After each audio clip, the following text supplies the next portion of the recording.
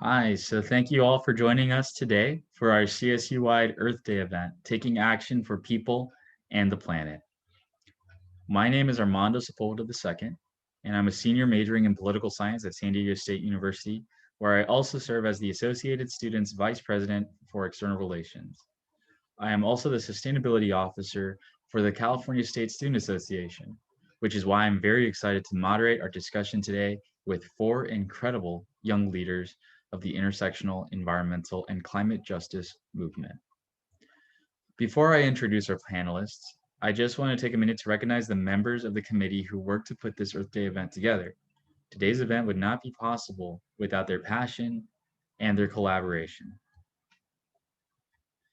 Next, I want to welcome a fellow CSU student, Lindsey Abernathy.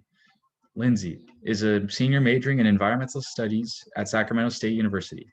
Lindsey also is a proud member of the Wiyot tribe, and we are honored that she has agreed to offer some words to open the event with the acknowledgement of the ancestral lands upon which our CSU campuses across California sit.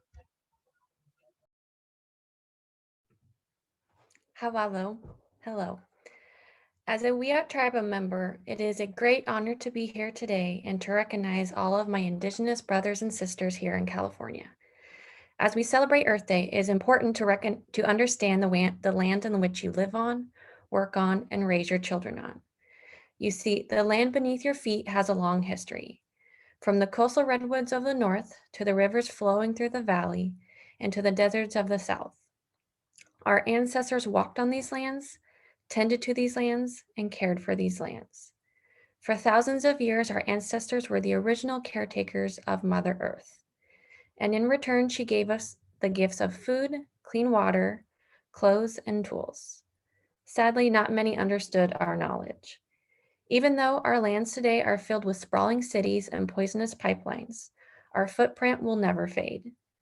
Our land is our home, and we will always be Mother Earth's caretakers. If given the ability, please cherish and take care of the land in which you live on, work on, and raise your children on. Honor the tribes that came before you and never forget their names. Mother Earth needs our help, and we need to take care of her now more than ever. Thank you. Thank you, Lindsey, for sharing those words with all of us. And now a few housekeeping notes before we get things started. Our agenda for today is as follows. I will introduce our special guests, and then we will have about 40 minutes of moderated discussion, followed by 10 minutes for audience questions. Please use the Q&A box down below instead of the chat box to enter your questions. After our 60-minute panel discussion concludes, you will have the opportunity to choose one of our 30-minute Action Tank breakout discussions to join. These will be led by each of our panelists and a handful of other CSU sustainability leaders. These are the topics for our breakout discussions, and with so many great options, we know that it'll be hard to pick. But don't worry, instructions on how to join the action tank of your choice will be shared towards the end of the hour.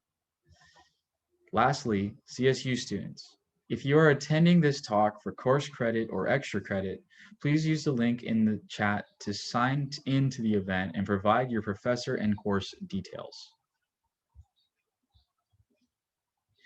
And now, without further delay, it is my great privilege to welcome our four panelists. Sage Lanier is a 22-year-old educator who got her start as an undergrad at Berkeley teaching a course called Solutions for a Sustainable and Just Future to her peers. She has been teaching for 4 years and currently works with Zero Waste USA. Welcome, Sage. Thank you, Armando. I'm excited to be here. Thank you. Next, I am happy to welcome Kristy Drutman. Christy is an environmentalist and a digital strategist who works to educate the world one post at a time about environmental justice through her podcast and media series, Brown Girl Green. Thank you for joining us today, Christy. Thanks, everyone. Happy to be here. Thank you. Next person I want to invite to our virtual stage is Kevin J Patel. Kevin is an intersectional climate justice activist from Los Angeles and the founder and executive director of OneUpAction International, an organization that supports and empowers marginalized youth by providing them with the resources they need to be change makers. Hello, Kevin. Thanks for having me here. And last but certainly not least, I want to welcome the youngest member of our panel, Mira Bassoon.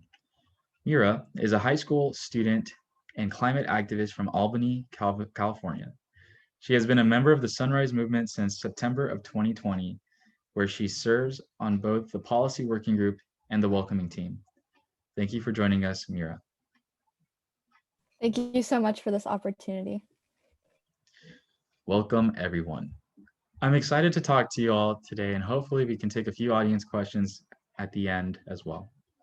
You all have very impressive biographies, and those short introductions I just gave only scratched the surface. So I want to start by asking each of you to take 2 to 3 minutes to introduce yourselves in your own words and briefly tell us a bit about your story, your background, and what influenced you to dedicate yourselves to do the work that you do. You will go ahead and go in reverse order of how I introduced you. So Mira, can you please start us off? I would love to. Thank you so much, everyone, for coming. So my name is Mira, and I am a hub coordinator with the Sunrise Movement Bay Area. I first got involved with climate justice and the climate action when I started to really see the effects of climate change in my own community. And this was everything from not being able to breathe from the wildfires that surrounded us, seeing the droughts, and everyone just suffering. And it was just so apparent to me that we need to take action now. And I know I may be young, and I am probably the youngest speaker here, but my generation really faces a catastrophic future. And this is both about climate change and I've seen everything: floods, hurricanes, health risks, unbreathable air, food shortages, everything. We've also had to face an economy that hasn't really been supportive of young people. When I graduate from high school and college in the future, I need a livable wage and I need to be able to pay my bills and everything. So currently I am fighting with the Sunrise Movement for a green economy and for a livable future. Thank you.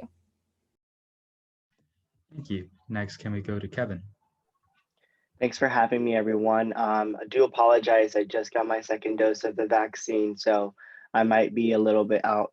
I first got involved with climate activism and specifically with my community when I saw the injustices, the disparities, and inequalities that were happening in my community of South Central Los Angeles 10 years ago. So when I was 12 years old, during middle school, I got really involved with food apartheid, food justice, and really teaching my peers about food inequality until I was directly impacted by the air and smog pollution that ravages Los Angeles. And I said, enough is enough. If I don't speak up, if I don't use my voice, who will?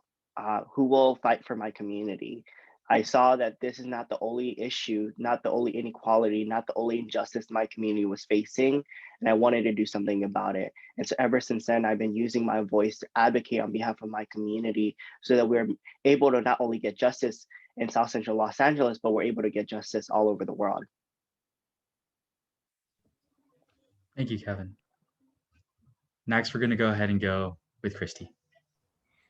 Hi, everyone. So my climate activism is a bit different than other folks just because I don't come from a frontline community, and I always like to acknowledge that. But I do view myself as a bridge builder, someone who wanted to create a space to talk about environmental justice, specifically Black, Indigenous, and people of color communities impacted by environmental inequities and injustices. I really wanted to find a way to create content that could educate people about these issues because I felt like the mainstream environmental movement was not highlighting the voices and experiences of Black, Brown, and Indigenous people. And I felt like if we are going to build a climate just future, it needs to center the voices and experiences of BIPOC folks who come from frontline communities, as well as to address the lack of diversity, justice, and inclusion internally within the environmental movement. And so I really care a lot about accessibility and sustainability as a Filipino American. I care a lot about my community across the Filipino diaspora and have worked directly with folks in the Philippines who are fighting day and night to protect their families from future climate disasters. So I see all the connections between those of us who do have the privilege and the access to have a platform to be able to redistribute that for the communities who need it the most. And I think that that's what needs to happen urgently, especially for those of us who do have access to higher education, like those of us in this conversation today. And I hope that my platform and what I do can be an example and a reminder of some of the tools you all can also use to provide that space as well. Thank you. Thank you, Christy. And Sage. Hi, everyone. Thanks for having me. Just like Kevin, I just got my first dose, and I've got a bit of a sore throat, so bear with me today. My name is Sage, she, her. I am 22 years old, and oh my goodness. And I just graduated from Cal, where I was doing a lot of education and activism work and a lot around the Berkeley community, but I've obviously transitioned out of that since graduating. My work really centers around environmental solutions, and I'm first and foremost, I'm an educator. I'll be honest about that. I think we have to make the difference, or the differentiation between the impact of education versus action. It's half the equation, but it's not the whole thing. My work is really in environmental solutions because I got on that track basically becoming more engaged and more interested in environmentalism, but realizing that it was very much based on either solutions you can implement in your own life or building awareness of environmental problems. And that's where a lot of things like climate anxiety come from. People don't have the working knowledge they need to have a robust understanding of what environmental challenges we're facing. The average person doesn't know anything about food systems. When we say climate action, we don't really talk about what decarbonization looks like, what methods we have for getting there. We just say climate action now. The average person is going to think of solar panels, right? But it's so much more, there's so much more to it than that. So my whole program is called Solutions for a Sustainable and Just Future. It's still being taught at Cal. It's about to be possibly taught at UC Irvine this upcoming year. And I'm also about to turn it into an Instagram where we're going to make bite-sized pieces out of this curriculum that I've established about food systems and decarbonization and the circular economy. And it's always with a social justice lens, kind of looking really every single topic you link back to who's being benefited, harmed, and impacted by this. So there's my work. Thank you, Sage. Thank you all. So this question is open to anyone. If you don't have to answer, but if you want to, you can. One of the goals of this event is to bring attention and awareness to the intersections between environmental issues and social justice issues. I know you all are well versed on this topic and that 3 of you are actually part of the Intersectional Environmentalist Council, which brings together folks from diverse backgrounds to work towards dismantling systems of oppression and the whitewashing narrative of environmentalism. So my question to you all is, what are some strategies that you have found to be successful in helping people understand why the environmental and climate action movements need to be more inclusive and must incorporate justice as a foundational pillar? We'll start with Sage. Hi. Where I try to always start from when in these conversations is, first and foremost, environmentalism is not about saving the planet, right? The planet has been through 5, sometimes depending on how you look at it, 6 mass extinctions and several periods of global warming and cooling, massive global warming and cooling before, and it has recovered from all of it, right? The planet will be fine. This is first and foremost a fight to save ourselves. We are what's at stake here.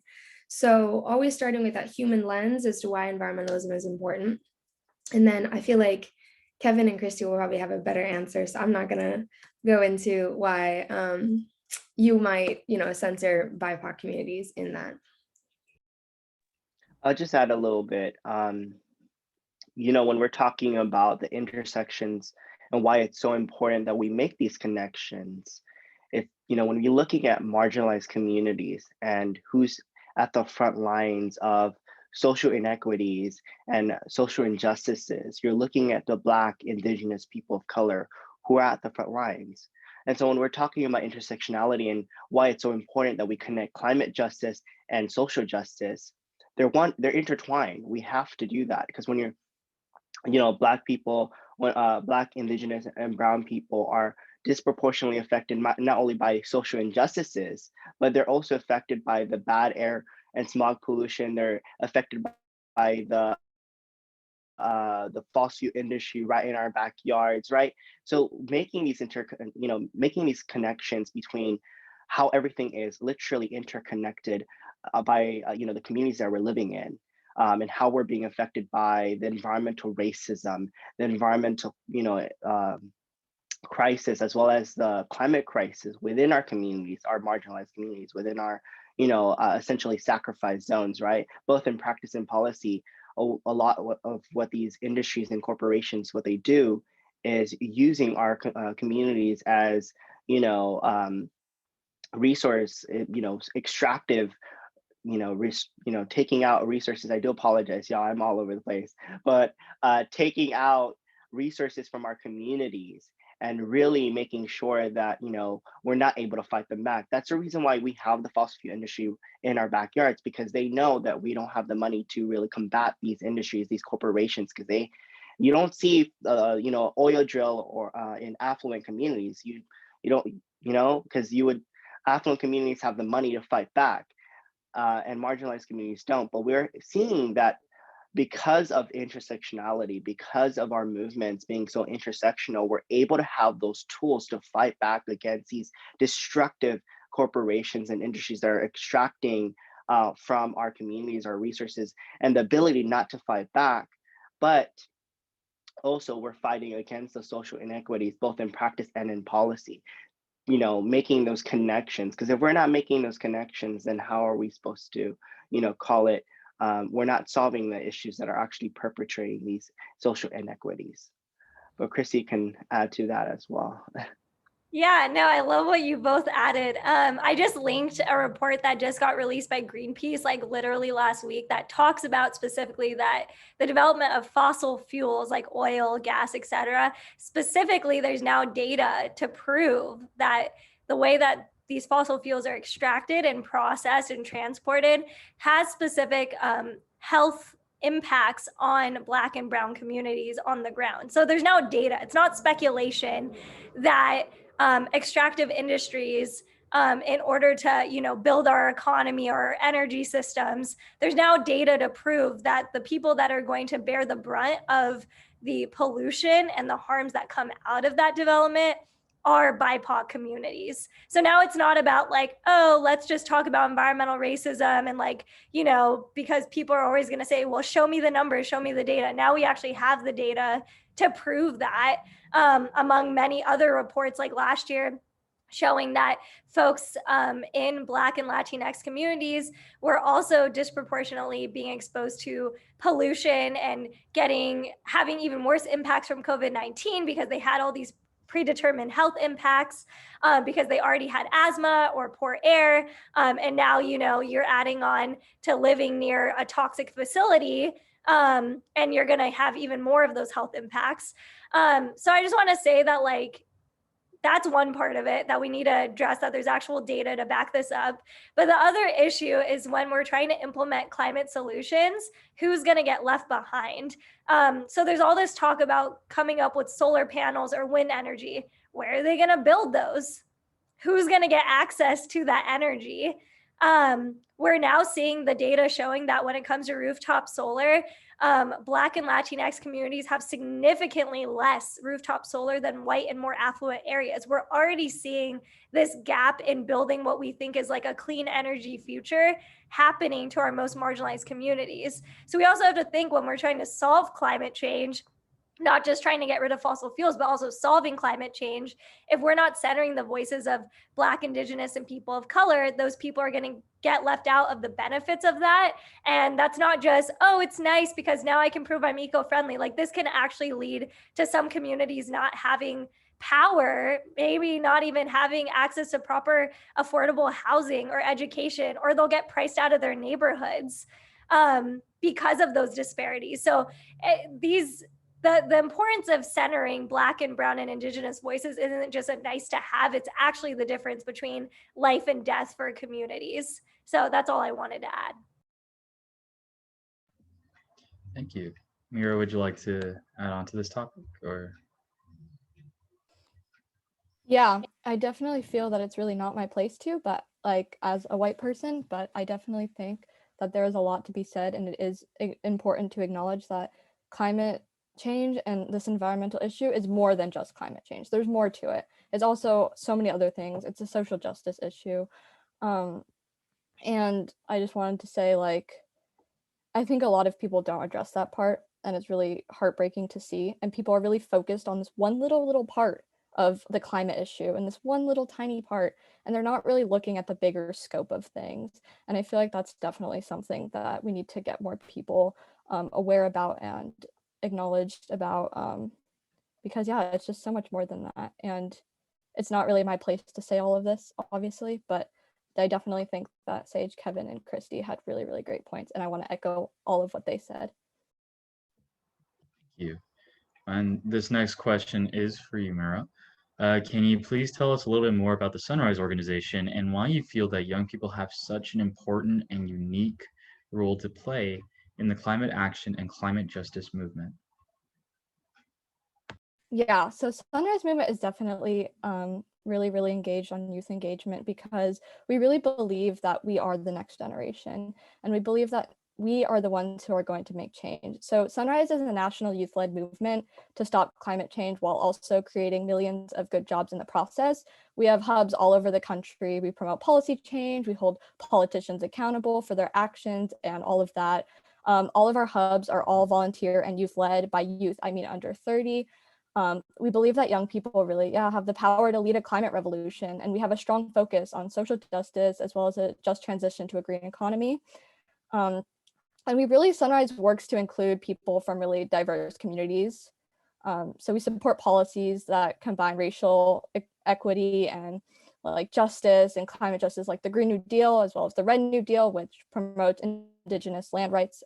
Part of Sunrise's whole platform includes the shift away from a climate movement that only speaks to like white middle class and amplifying voices from marginalized communities who are often on the front lines of climate and who are actually the most greatly impacted.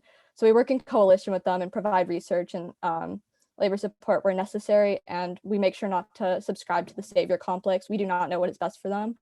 We follow the lead of the organizations that represent these BIPOC and frontline communities in order to contribute without taking away ownership. So we definitely make sure to raise voices that aren't usually heard, which are definitely usually the youth and the BIPOC communities.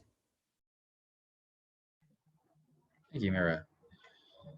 This next question I want to ask Kevin and Sage in particular. You know, Kevin, you started your work as an activist at a very young age and started your own organization, OneUpAction International, before even graduating college. And Sage, as an undergrad student yourself, you started teaching a course on sustainability to your peers that has become super popular and kind of launched you on a path as an educator.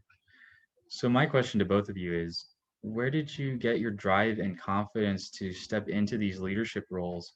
And have you ever suffered from impostor syndrome? In addition to that, what would you say to students who want to get involved in the movement, but don't know where to get started? Kevin, do you want to go first? You can go first. Love to hear you from. Okay, so that was like 3-part question. Could you drop it in the chat so I can remember the 3 parts? So first of all, where did I get started? Well, to be frank, so I started out from the position of social justice. So I was like 11 when my eldest sibling started indoctrinating me into feminism, and about like 14 when I became very, very passionate about racial justice. And so I found environmentalism when I was like 17, and I was like, wait, like this has the ability to encapsulate all these other topics. So I took one environmental course in high school, and then I go to college and I started taking all these environmental courses. And I'm sitting here in these big, big lecture halls with these old white men teaching And I was like, wow, I'm really impressed at your ability to make the world's most pressing problems sound boring and horrible. Yeah. And I knew that decals, which is that Democratic Education Act Cal, it's the opportunity to teach a student-led class at Berkeley. I knew they existed. And I was just sitting there and I just got increasingly mad. I was just like, I could do this better than you. And I at first I couldn't, like, don't get me wrong, I did horribly. But you know, like my first semester I had 25 students, and if I could, I would individually apologize to each of them. But I was just like, you know, this needs fire, this needs energy, we need a solutions lens. I'm tired of delving deeper and deeper and deeper into how bad the problem is. Everyone around me is depressed. And, you know, it needs to come from the people who are at the front of it. Like we were talking about food justice, and the professors are like talking about how they grow their own vegetables. And I was like, me and everyone in this room is on food stamps. So like, get with the program, you know, like talk about what matters to us. So that's how I got started in it. Check out, that was kind of a long bit. Imposter syndrome, absolutely. In any, you know, any project that you set out on, you're going to deal with a lot of self-doubt. And all I have to say on that is just so important to have your team, your hype people, the people who really have your back, because one of my teaching assistants sitting in the other room right now, Annie, and like going to them in those moments of self-doubt and being like, I don't want to do this, and them being able to be there for you is the reason that I've made it this far. So that's important. And the last thing, what would I say to students who are inspired to get involved in the movement, don't know where to start? So first of all, try to get yourself educated on a wide variety of environmental topics, because there are so many different facets and you might not know about them yet. Then find what find what you're passionate about and let it drive you crazy. Everybody I know who is killing it, whether that be environmentalism or just like, you know, the kids who are in computer science or neuroscience or whatever it is, they're just obsessed with something and they let it wake them up every day. There's my answer. Wonderful answer, Sage. I guess, you know, where did I have the confidence to step into, you know, these leadership roles? Again, 10 years ago, when I saw that in my community we're being impacted, you know, I live in South Central Los Angeles, and I saw the amount of one issue. My parents are both climate migrants. They come from India, and you know, both of them have, you know, their parents have farming backgrounds. And so I was always ingrained in like sustainability and learning about farming and stuff like that, and the stories that my parents would tell me about their childhood when they grew up in India and the reason why they had to move here. And I saw the same issues happening here in South Central Los Angeles, and how we were a food desert. When I was a little kid, you know, at the age of 10, I started noticing how affluent communities have access to better foods like non-GMO, organic, and vegan options, while our communities were suffering from, you know, food apartheid, where we are, you know, one block away, you can find fast foods, but you can't find healthier options. And a lot of my, you know, peers and a lot of the students that I was with, you know, didn't even know that where food came from. They thought it came from the grocery store, it came from fast food restaurants, which is mind-boggling to, you know, to just experience that and to hear someone say, I don't know where food comes from, I think it comes from fast food or it comes from the grocery store, and doesn't know that they can grow your own food. And that's where I really began my journey. But then second semester, sixth grade, I was directly impacted by air and smog pollution. And so I just saw that it was not just this one issue, it was multiple issues. So when I talk about the stepping into a leadership role, you know, climate activism or activism and advocacy for me is not a, you know, it's not a hobby, nor is it a passion, nor is it a choice. It's a survival tool for my community. It's literally what keeps me and my community going to fight these inequities, injustices, and disparities happening within not only our community, but within communities all around our nation and all around the world. And so exposing the truths of these injustices happening and making the connections between these inequities and injustices and try to fight them, you know, fighting the systems of oppression that are perpetrating all of these injustices is what drives me and to step up into this leadership roles. Now, on the have I ever suffered from imposter syndrome? Of course I have. Everyone in there, whether you go in your some point in your life, you will always experience imposter syndrome. Do you belong in the space that you belong in? I know,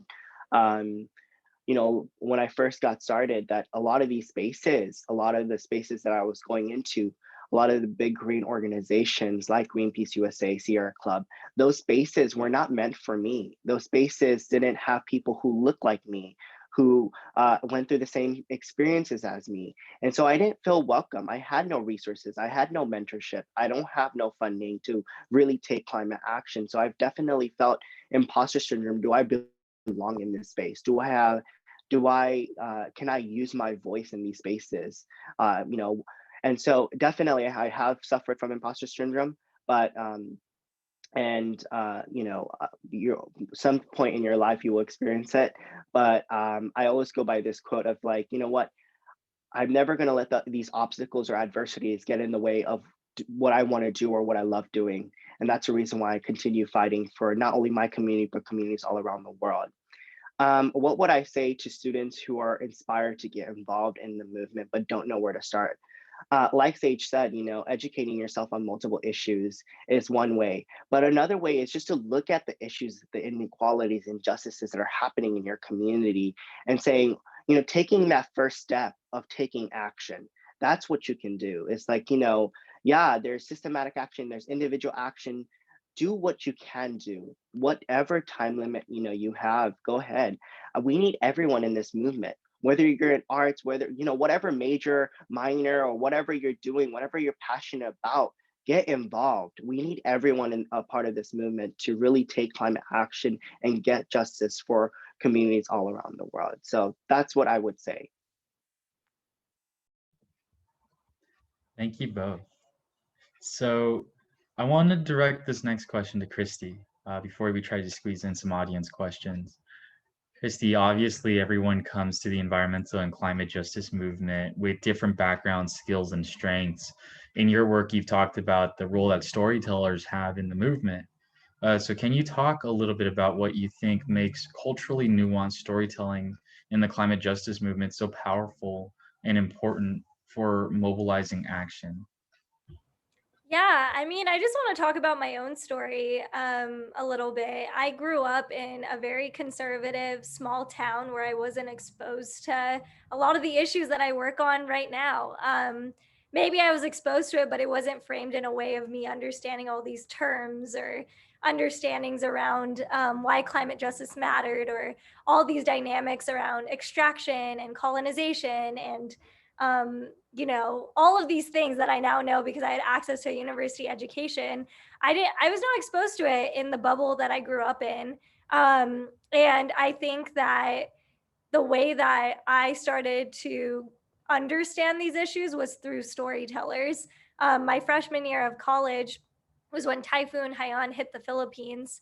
And during that time, it really became personal to me. All of a sudden, climate change was not this distant thing. It was going to impact and was impacting my family members in the Philippines. And just hearing all these stories about people losing their family members in such a familiar area that like I knew and was connected to through my own experiences, it became so much more visceral to me. And that same year, Yeb Sano, who's also a Filipino, went on a hunger strike and a whole trek, a climate pilgrimage to the UN climate talks, just to say that he would not eat another morsel or walk another step unless the entire world took real action on climate change, because small island nations like the Philippines are probably going to go underwater and address and have to go through the worst impacts of the climate crisis. And hearing those kinds of stories started to make me really realize that like climate change was not just this privileged thing to address, that there was people sacrificing their lives, getting killed on the front lines in countries like the Philippines, where my family's from, to address these things. And so from those stories, I recognize my own privilege and access as someone who lives in a Western country to try to do something about it. And I realized that having that culturally nuanced story where you can tell stories about your family members teaching you something about how they were more sustainable, or talking about hunger or poverty in your community looks so much different if you actually hear it from the people who actually live there, not just some report or some nonprofit that's reporting on it. So I think that culturally nuanced storytelling is just important for you to be able to talk with your friends and your family in a way that's accessible to them to understand these issues, because only you know how to speak to your community and your family. I can only reach as many people as I can reach, and we need so many more storytellers who are able to use art and creativity to teach people these very complex topics that have been locked in academia, have been locked by quote unquote experts. Like, there's community experts that live in your neighborhood. Like, those people deserve to tell their stories. Those people deserve to talk about climate change too. And there needs to be more space for that, because a lot of people are just living paycheck to paycheck, just trying to put food on their table. They're not able to have the space to talk about their concerns about these things. So how are you, as someone who maybe has privilege and access, providing that space for them? I always like to remember your positionality in it, and I think storytelling is such a powerful way to use your positionality and channel it towards action. Thank you so much, all of you. Thank you for your beautiful responses. I have a couple of audience questions that I think we can get to. So let's go ahead and start with this one. This one is from Mario, and it's sort of paraphrased. Do you think the inherently competitive nature of capitalism can address the ecological crisis, or do we need a new paradigm? If so, what would that look like? Whoever wants to take that on, go for it. Sage. This is an interesting question. It's something I've been giving a lot of thought to lately, because I feel as though we're starting to see certain corners of the environment movement getting sidetracked by these fame grabbing, money grabbing projects. And I think that in this capitalist framework, it is so hard to remove ourselves from that desire for financial stability, that desire for, oh, well, even if I partner with it, or even if I partner with or give platform to this incredibly unsustainable corporation or entity that shouldn't exist in our society, even if I do that, and it might be bad now, I'll get the money from it and I'll be able to go on in the future and be stable, and then I won't have to do it again in the future. And it's starting to become this really interesting cycle where I've been seeing a lot of big nonprofits or big individuals giving platform to entities that wouldn't exist under a sustainable and just society, right? So I think that it's capitalism is starting, or it probably always had, yeah, it really always has had its kind of fingers dug into the movement. And what it takes is we all have to take this step back, kind of come back to a place of humility. We have to denounce these vanity projects and say, you know what, these things are not actually good for the planet. I think that's one thing I want to say. We have to be a lot more transparent about what is and is not good for the planet, because a lot of the individual actions that we really, really, really advertise as good for the planet, such as going plastic free, they're not necessarily good for the planet. They might be less bad than an alternative. They might have no impact, be neutral for the planet.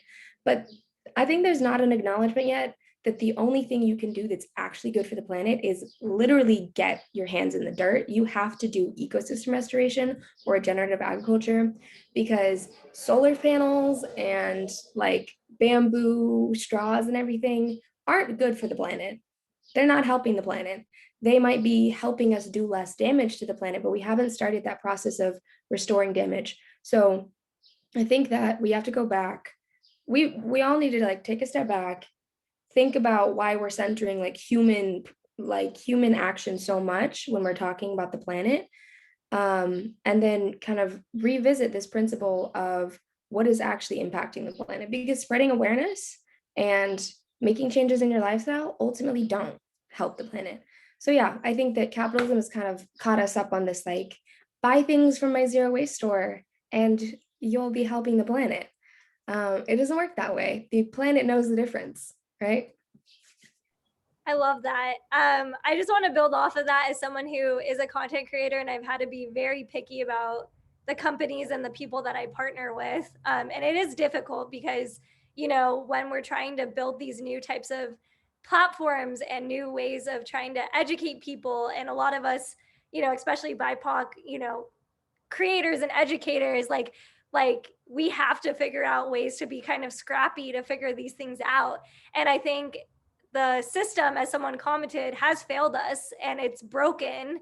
And it's led us into this mess of even having to care about environmentalism. Like, I don't want, like, you know, it's like I'm so passionate about this issue, but in a part of me is like, I don't want to be here. I don't want to have this conversation. Like, you know, for something that we were born into and didn't really have a say in. Like Exxon, these fossil fuel companies knew what they were doing back in the 80s before a lot of us were even born. Like we were not given a say into the right over a healthy environment. We were born into these conditions.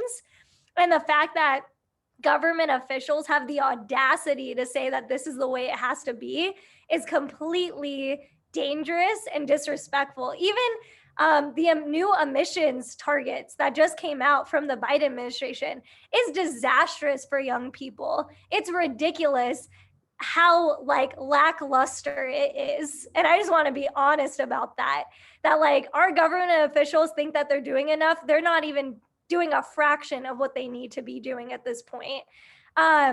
And I think it's one of those questions of like, people are like, well, should we even depend on the government? Why not just rely on the private sector? And it's these things that capitalism keeps us trapped in, that it's like, these are our only options to get us out of this crisis. And I think that there's not enough reimagining of what that system could look like. And I think it's important that we think about where our money is going into, how our economic system has fueled and extracted from communities in the first place, and why are our government leaders thinking they can do the bare minimum? And why are we as residents and people who live in this country and beyond like accepting that? So I think it's important that people like raise their voice and are very vocal that this is BS and that we don't have time to waste. We don't have time to wait 50, 60 years for this. We only have like 10 years or less. And in order for us to really address that, we have to call out how dumb this system is, how broken it is, and that we need to be collaborating and rejoining with people to rethink what that can look like. I'll just add a comment. You know, capitalism is the system that perpetrates these inequalities, the injustices for communities of color. And so we can't stay with capitalism. You know, I think also green economies, the green economy is not going to work. The systems that are built upon, you know, these that are perpetrating these inequalities, these injustices on the communities of color need to be dismantled. And so Kristy and Sage put it really good to, you know, put it well together on, you know, the reason why we have to move from capitalism to a new and better system that works for not only the people, but the planet as well.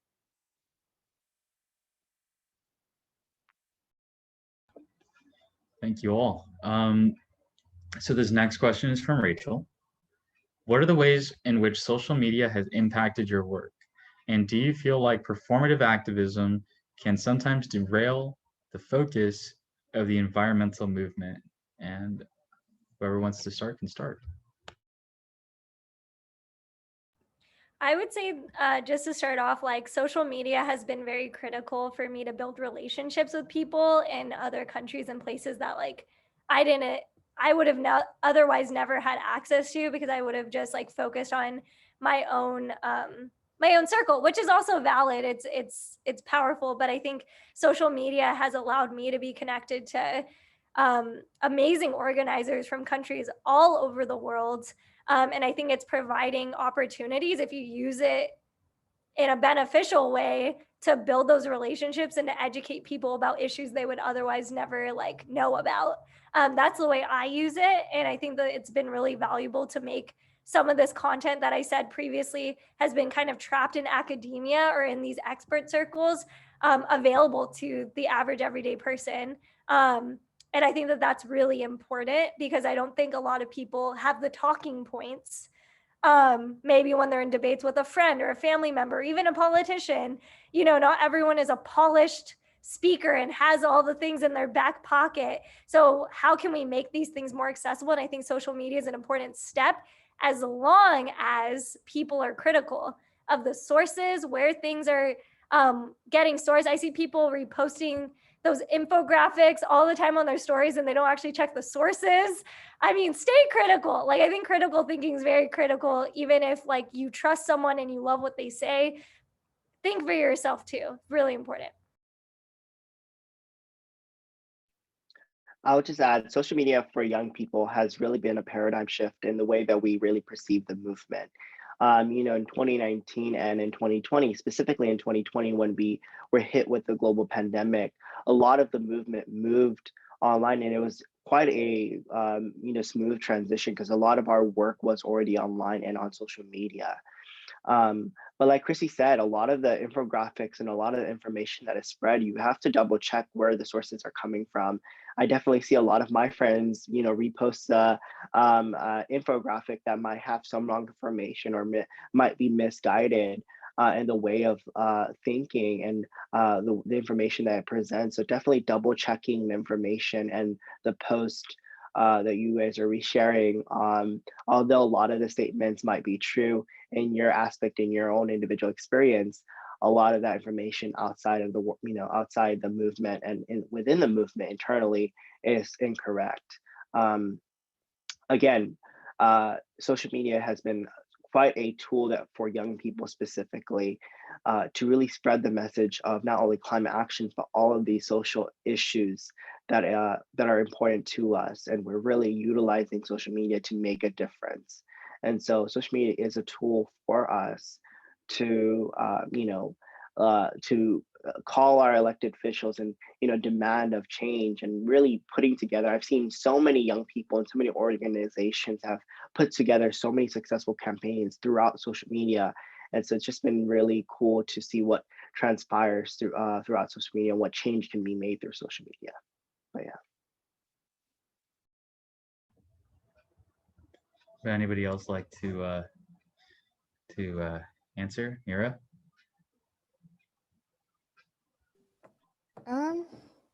Yeah, I was typing an answer in the chat, so I kind of got derailed from where the what was the question? So the question was, what are the ways in which social media has impacted your work, and do you feel like performative activism can sometimes derail the focus of the environmental movement? Yeah, I definitely want to second that. I'm on social media all the time, and I see a lot of people reposting things, especially today for Earth Day. I saw way too many of it from like these random sketchy, they probably searched up hashtag Earth Day, and the first infographic that they found, they wanted to repost it to make it look like, wow, I'm so engaged with the climate, like, look at me. I definitely think that performative activism is a huge, like, why it's spreading false information. It's making people think something that's not really true. And I think people like using social media, it's great. I've connected with so many people. I've gotten so many opportunities through social media. I've gotten to meet some amazing, amazing people who are really, really passionate about this work. But it's also, it can be harmful in terms of what people are actually putting out there and what people are stating that is true. So I think it really depends. There is the good side of connecting and like, you know, you can swipe up on someone's story that you admire and say like, wow, I love your work. And I'm sure that person's going to feel really great. And I'm sure that that could be a valuable connection. But yeah, you don't want to search up like hashtag planet and repost the first infographic that you see. So yeah, that's how I would answer.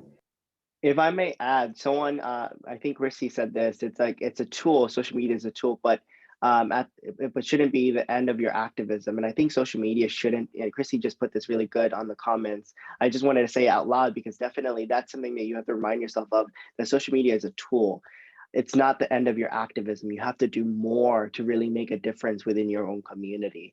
And so I definitely completely agree with Christy, and I just wanted to echo what she said in the comments out loud.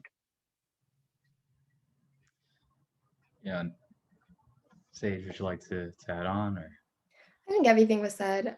My personal take on social media is I'm kind of moving away from having an account that's under my name. And I'm really excited to launch this new platform. It's just going to be like sustainable and just future. And I've got a few people working on it with me.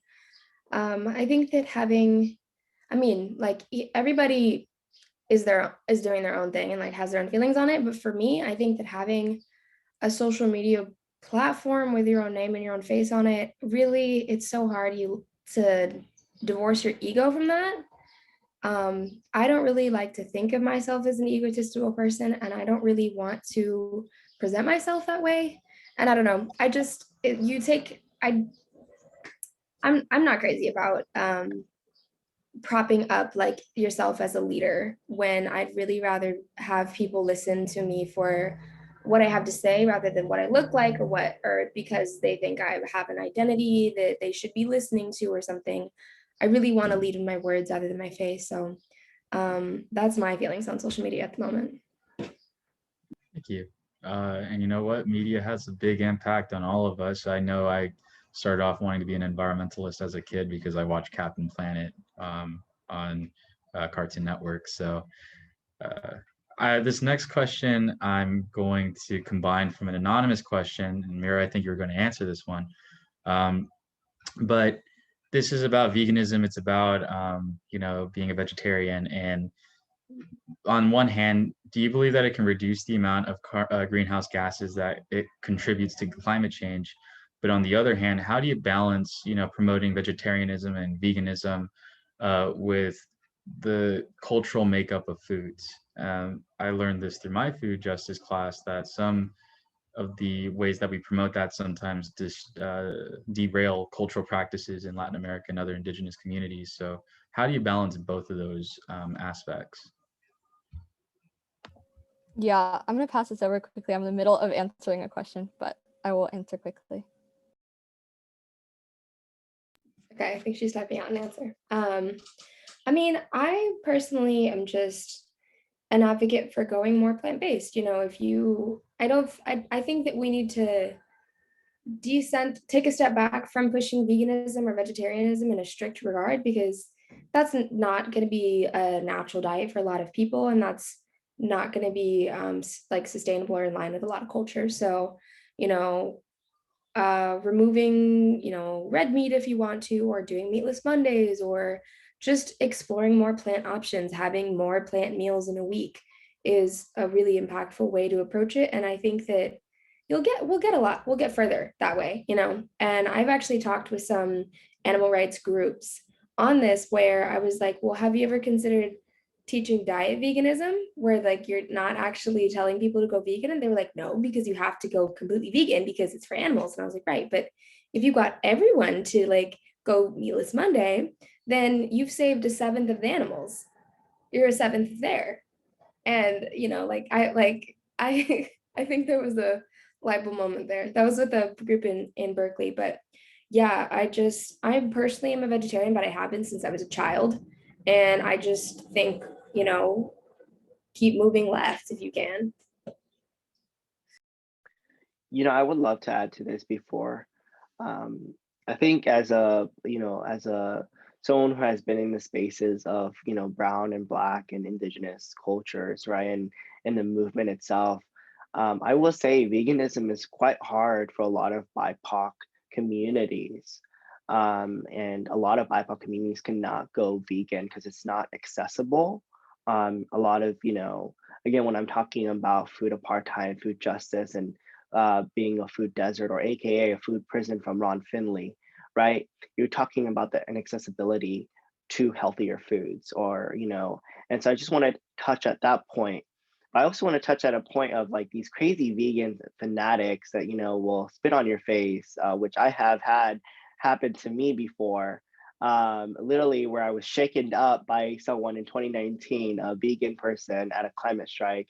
So definitely, veganism is, again, for those that can be vegan, but a lot of it is just really inaccessible for BIPOC communities.